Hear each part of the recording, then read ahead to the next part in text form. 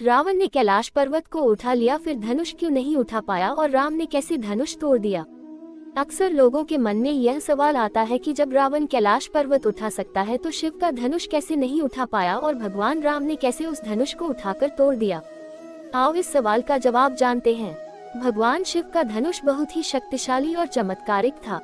शिव ने जिस धनुष को बनाया था उसकी टंकार से ही बादल फट जाते थे और पर्वत हिलने लगते थे। ऐसा लगता था मानो भूकंप आ गया हो। ये धनुष बहुत ही शक्तिशाली था। इसी के एक तीर से त्रिपुरासुर की तीनों नगरियों को ध्वस्त कर दिया गया था। इस धनुष का नाम पिनाक था। देवी और देवताओं के काल की समाप्ति के बाद इस धनुष को देवराज इंद्र को सौंप दिया गया था। देवताओं ने राजा जनक के पूर्वज देवराज को दे दिया। राजा जनक के पूर्वजों में निमि के ज्येष्ठ पुत्र देवराज थे। शिव धनुष उन्हीं की धरोहर स्वरूप राजा जनक के पास सुरक्षित था। उनके इस विशालकाय धनुष को कोई भी उठाने की क्षमता नहीं रखता था, लेकिन भगवान राम ने इसे उठाकर इसकी प्रत्यंचा चढ़ाई और इसे एक झटके में तोड़ दिया। श्री रामचरितमानस में एक चौपाई आती है, उठहु राम भांजहु भव चापा, मेटहु तात जनक परिता पाई। गुरु विश्वामित्र जनक जी को बेहद परेशान और निराश देखकर श्री राम जी से कहते हैं कि हे पुत्र श्री राम उठो और भव सागर रूपी इस धनुष को तोड़कर जनक की पीड़ा का हरण करो। इस चौपाई में एक शब्द है भव चापा, अर्थात इस धनुष को उठाने के लिए शक्ति की नहीं बल्कि प्रेम और निरंकार की जरूरत थी। यह मायावी और दिव्य धनुष था। उसे उठाने के लिए दैवीय गुणों की जरूरत थी। कोई अहंकारी उसे नहीं उठा सकता था। रावण एक अहंकारी मनुष्य था। वह कैलाश पर्वत तो उठा सकता था लेकिन धनुष नहीं। धनुष को तो वह हिला भी नहीं सकता था। वह धनुष के पास एक अहंकारी और शक्तिशाली व्यक्ति का घमंड लेकर गया था। रावण जितनी उस धनुष में शक्ति लगाता वह धनुष और भारी हो जाता था। वहाँ सभी राजा अपनी शक्ति और अहंकार से हारे थे। जब प्रभु श्री राम की बारी आई तो वे समझते थे कि यह कोई साधारण धनुष नहीं बल्कि भगवान शिव का धनुष है। इसीलिए सबसे पहले उन्होंने धनुष को प्रणाम किया। फिर उन्होंने धनुष की परिक्रमा की और उसे संपूर्ण सम्मान दिया। प्रभु श्री राम की विनयशीलता और निर्मलता के समक्ष धनुष का भारीपन स्वतः ही तिरोहित हो गया और उन्होंने उस धनुष को प्रेम पूर्वक उठाया और उसकी प्रत्यंचा चढ़ाई और उसे झुकाते ही धनुष खुद ब खुद टूट गया। कहते हैं कि जिस प्रकार सीता शिवजी का ध्यान कर सहज भाव बिना बल लगाए धनुष उठा लेती थी, उसी प्रकार श्री राम ने भी धनुष को उठाने का प्रयास किया और सफल हुए। परशुराम के क्रोध करने पर लक्ष्मण ने धनुष के टूट जाने के लिए कई तर्क दिए। उन्होंने कहा कि वह तो बड़ा ही पुराना धनुष था जो श्री राम के छूने से ही टूट गया।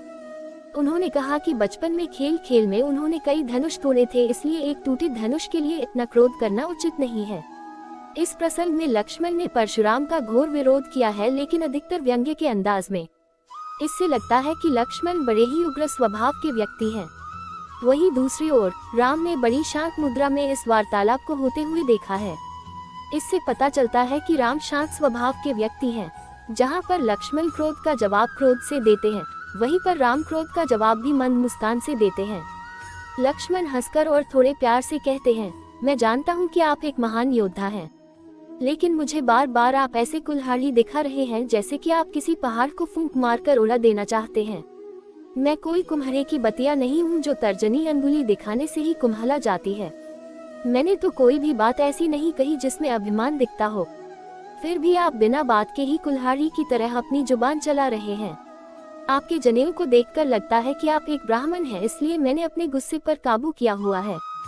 हमारे कुल की परंपरा है कि हम देवता, पृथ्वी, हरिजन और गाय पर वार नहीं करते हैं।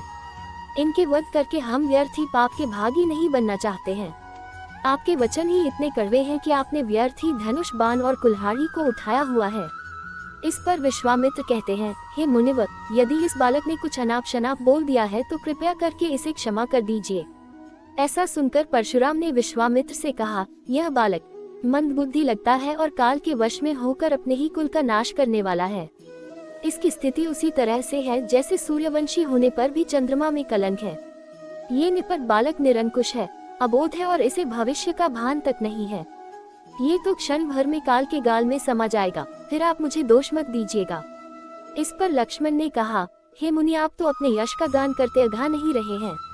आप तो अपनी बड़ाई करने में माहिर हैं। यदि फिर भी संतोष नहीं हुआ हो तो फिर से कुछ कहिए। मैं अपनी झल्लाहट को पूरी तरह नियंत्रित करने की कोशिश करूंगा। वीरों को अधैर्य शोभा नहीं देता और उनके मुंह से अपशब्द अच्छे नहीं लगते। जो वीर होते हैं वे व्यर्थ में अपनी बड़ाई नहीं करते बल्कि अपनी करनी से अपनी वीरता को सिद्ध करते हैं। वे तो काया होते हैं जो युद्ध में शत्रु के सामने आ जाने पर अपना झूठा गुणगान करते हैं।